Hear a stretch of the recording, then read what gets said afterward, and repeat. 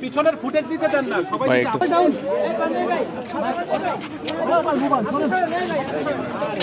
আমরা সরকারকে ধন্যবাদ জানাতে চাই যে সরকার অন্তত এটাকে শহীদ সেনা দিবস হিসেবে ঘোষণা করেছেন এবং আমরা আশা করব, প্রত্যাশা করব যে এটার পূর্ণাঙ্গ সঠিক নিরপেক্ষ তদন্ত করে সঠিক বিষয়টিকে উদ্ঘাটন করা। 2009 সালে আজকের এই দিনে বাংলাদেশের জন্য, বাংলাদেশের সেনাবাহিনীর জন্য একটি কালো দিন।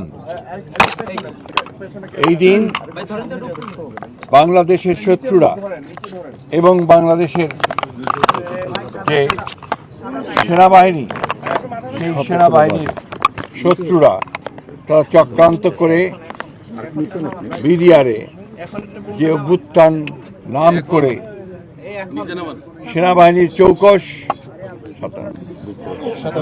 57 জন সেনা কর্মকর্তাকে নির্মমভাবে হত্যা করে এবং একটা তছনছ করে দেওয়ার একটা অবস্থা সৃষ্টি করে সমগ্র নিরাপত্তা ব্যবস্থাকে।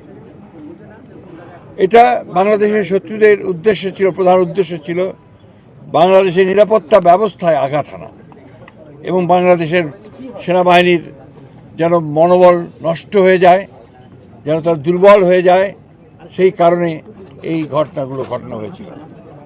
সবচেয়ে দুর্ভাগ্যের বিষয়, তখন যারা রাষ্ট্র ক্ষমতায় ছিলেন, হাসিনার নেতৃত্বে আওয়ামী লীগ, তারা অত্যন্ত পরিকল্পিতভাবে এই ঘটনাটির সঙ্গে যোগ সাজেশ করে যথাসময়ে যথাযথ ব্যবস্থা গ্রহণ না করে তারা এই ঘটনাগুলো ঘটতে দেন।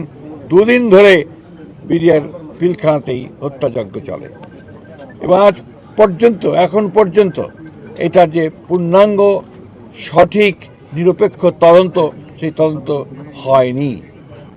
আমরা সরকারকে ধন্যবাদ জানাতে চাই যে সরকার অন্তত এটাকে শহীদ সেনা দিবস হিসেবে ঘোষণা করেছেন এবং আমরা আশা করব, প্রত্যাশা করব যে এটার পূর্ণাঙ্গ সঠিক নিরপেক্ষ তদন্ত করে সঠিক বিষয়টিকে উদ্ঘাটন করা এবং যারা দায়ী তাদেরকে তাদের শাস্তি নিশ্চিত করা, তদন্তের মধ্যে বিচারকে নিশ্চিত করা।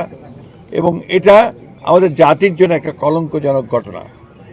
আজকে এই দীর্ঘ বছর পরে, আজকে প্রায় 16 বছর পরে আমরা আজকে সবাই ঐক্যবদ্ধ হয়েছি।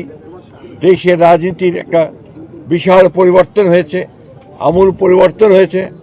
বাংলাদেশের ছাত্র জনতা সেই ফ্যাসিস্ট শক্তিকে উৎখাত করে আমাদেরকে সুযোগ সৃষ্টি করে দিয়েছে আজকে একটা নতুন বাংলাদেশ নির্মাণ করবার।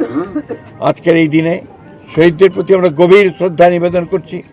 আমাদের দল, বাংলাদেশ জাতীয়তাবাদী দল, আমাদের